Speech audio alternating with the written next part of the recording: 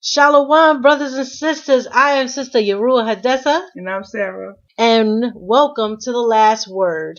This is a show in which our guests can express their opinions about today's events. But in the end, the Most High has the last word.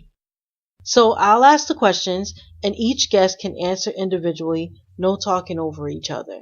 Guests can talk amongst each other, answering one at a time. This is a conversation, not a lecture or a class. First, give your opinion, and then we will see what the Most High has to say concerning the matter. Remember, you must prove all things using sources, and Sister Sarah will serve as our main reader. So let's begin. Shalom, brothers and sisters.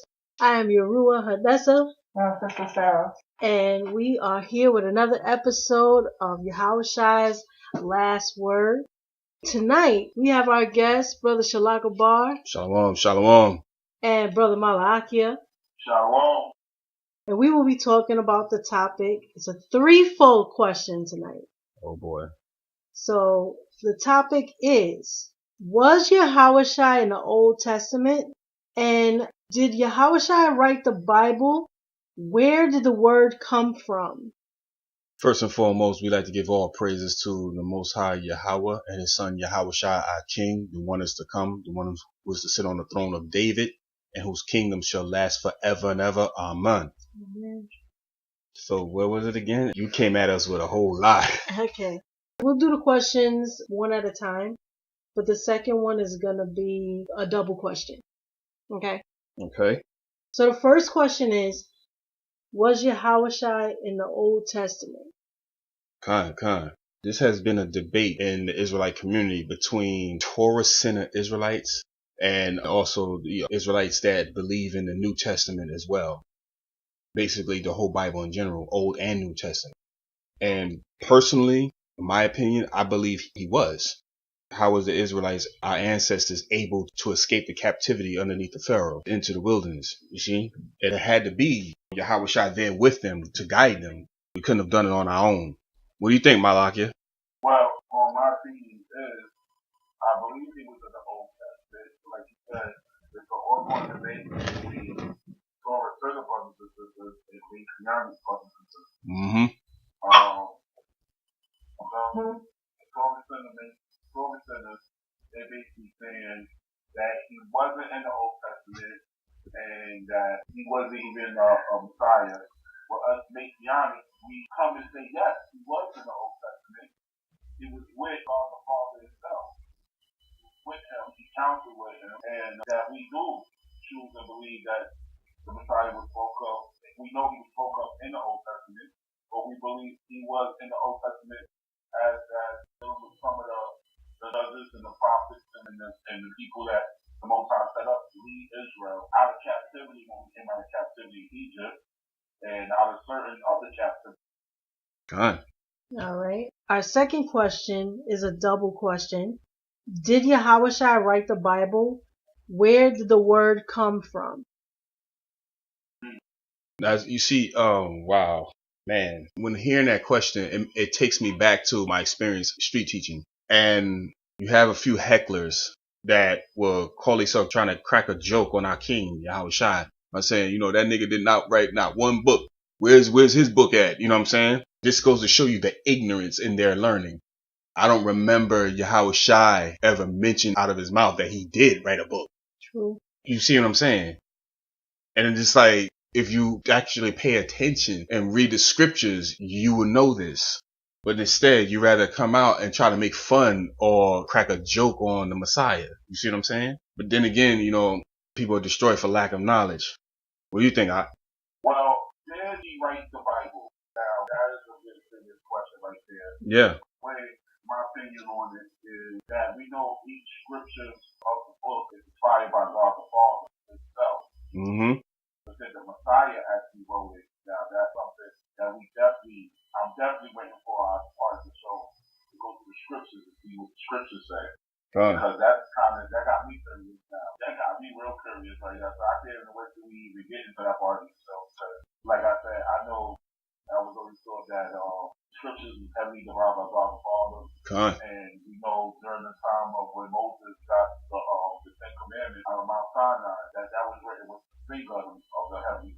Con. God the Father himself, ancient days.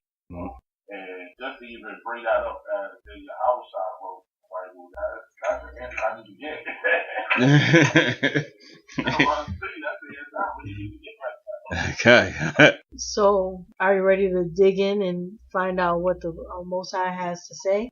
Like it said, Romans 3 and 4, let the Most High be the truth, and every man a liar. Alright, so let us dig in and see what the Most High has to say. Okay, brothers? Con. So the question is, was Yahawashi in the Old Testament? Yes, that's the first question.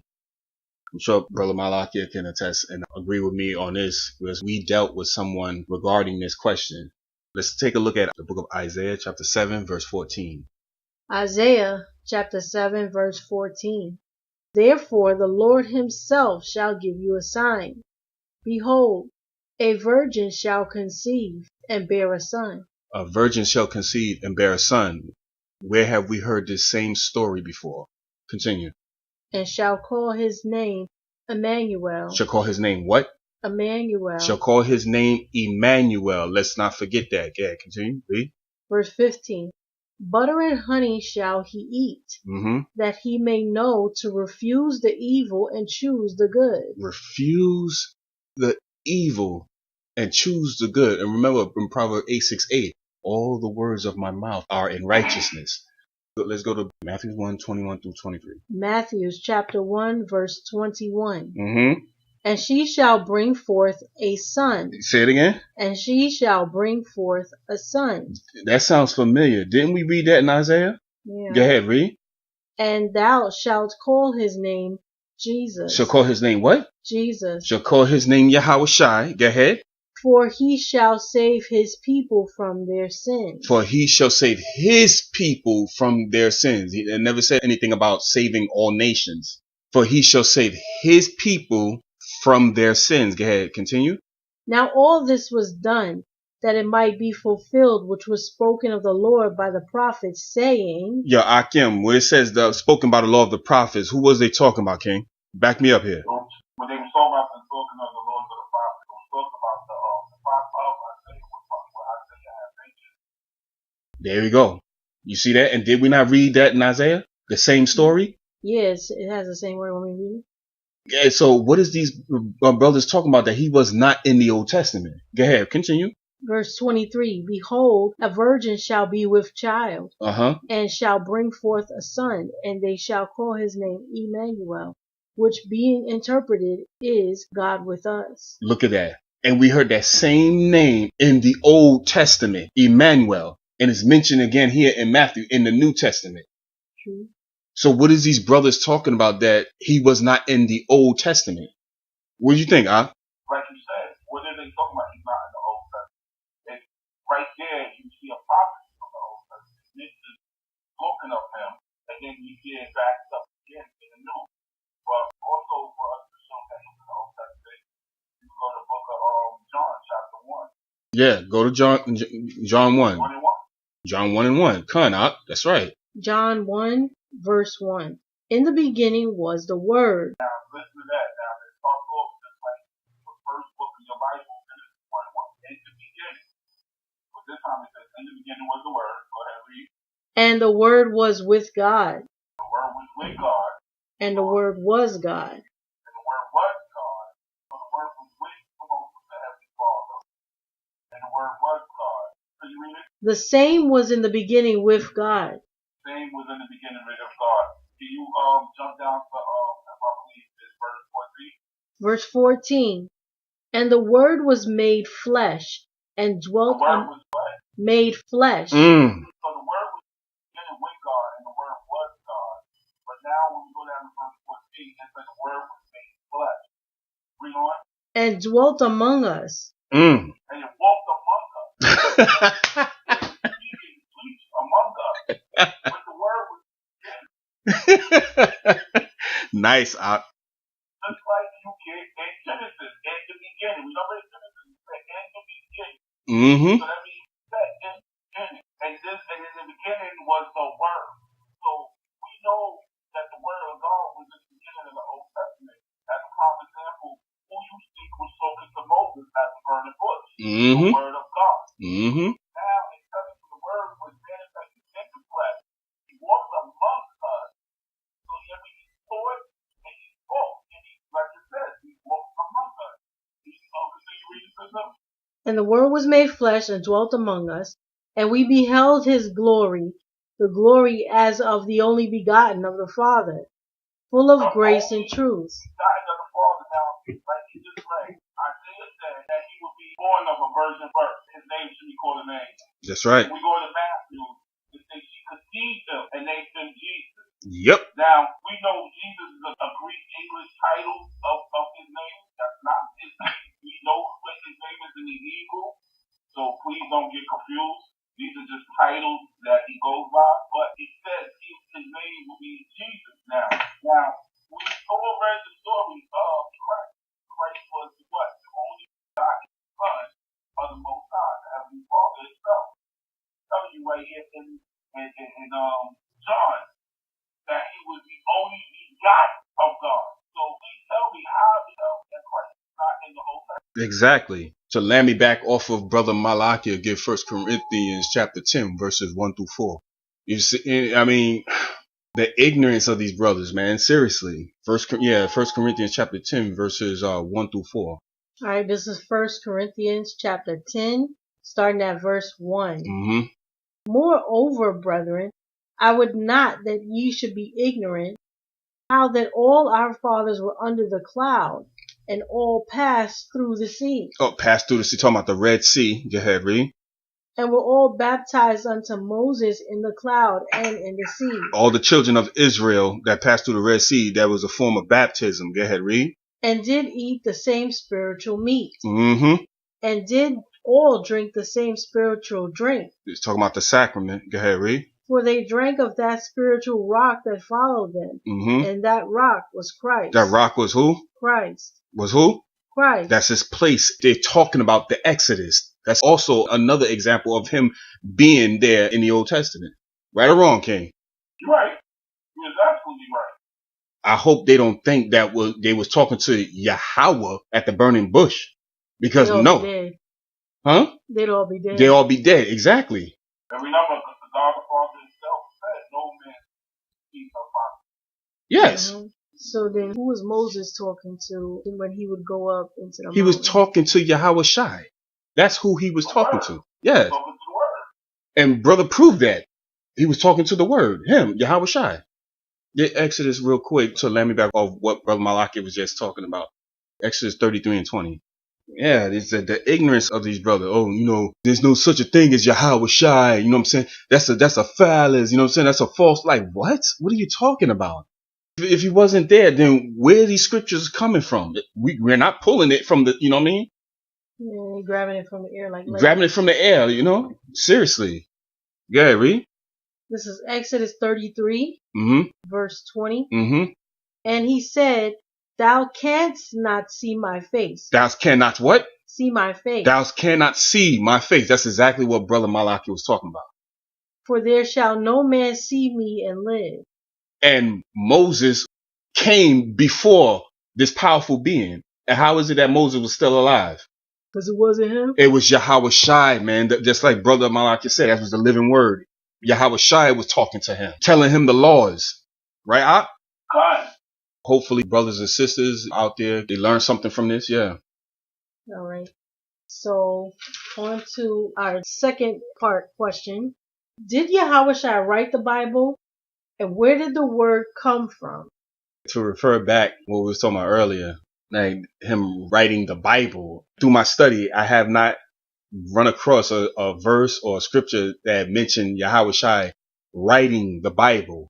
You get what I'm saying? I'm not claiming to know everything because, you know, in the scripture says ever learning and still not being able to come into the knowledge of the truth. So I'm still learning. I still consider myself a student. You get what I'm saying?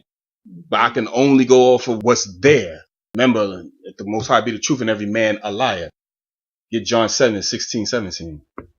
All right, this is John chapter 7, verse 16. Jesus answered them and said, my doctrine is not mine. My what? My doctrine is not mine. He said, my doctrine is not mine. But his that sent me. But who? But his that sent me. But his that sent me. You see, so why would brothers go out and say that, that nigga didn't not write not one book? He never said that he did. He didn't need to because he was carrying out somebody else's mission. Exactly. He never said that he did. You, in other words, you just sinned. You added to the scripture. Go ahead, read. Verse 17. If any man will do his will, he shall know of the doctrine, whether it be of God or whether I speak of myself. You see that? He shall do the will of the doctrine, whether it be of the Most High or me speaking myself. In John chapter 12, verse 49 and 50. John chapter 12, verse 49. For I have not spoken of myself. For I have not what? Spoken of myself. I have not spoken of myself. He's admitting it again. Go ahead, read. But the Father which sent me. But the Father which sent me. Go ahead, read. He gave me a commandment. He gave who? He gave me a commandment. It's written in red, so this is Christ talking. This is Christ talking, written in red. Yahawashi said that the Most High, Yah, gave him a commandment. Go ahead, read. What I should say and what I should speak. He gave me a commandment in which what I should say and what I should speak. Go ahead, read. And I know that his commandment is life everlasting. Whatsoever I speak, therefore, even as the Father said unto me, so I speak. There it is. So what is brothers talking about when they be saying, oh, he that nigga did not, that disrespectful. That nigga did not write not one book. What are you talking about, man? So why should we believe it? He never said that he did. The ignorance of you, man. And the disrespect. Yes. And then it shows you how much do they have. Exactly, huh? This is Hebrews 10 and 7. Then said I, Lo, I come in the volume of the book. It is written of me to do thy will, O God. There it is. You see? It's written of Yahawashi to do the will of the Father. You back me up on this, Ak? No, I'm saying I'm agreeing with you because right on point.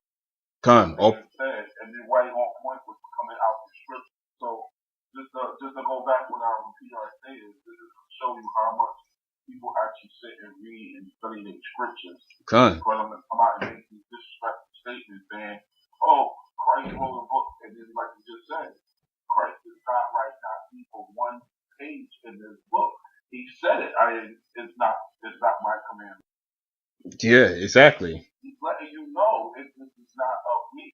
This book speaks of me, tells you our will, it tells you divine laws, but I never said I put my hands in motion. Thank you. That's exactly, because it sounds like by reading that verse, it sounds like that's exactly what Yahawashi is saying. You said, I never told you that I wrote it, So who did? It's Psalm 68:11. Let's find out. This is to land me back on what Brother Malachi had brought out in John 1 and 1. When he said, in the beginning was the word.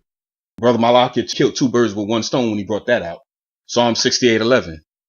All right, Psalm 68:11. The Lord gave the word. Who gave the word? The Lord gave the word. The Most High gave the word. Go ahead. Great was the company of those that published it. Which is the children of Israel. Go ahead, read. Kings of armies did flee apace. Come on. Get 2 Timothy 3:16.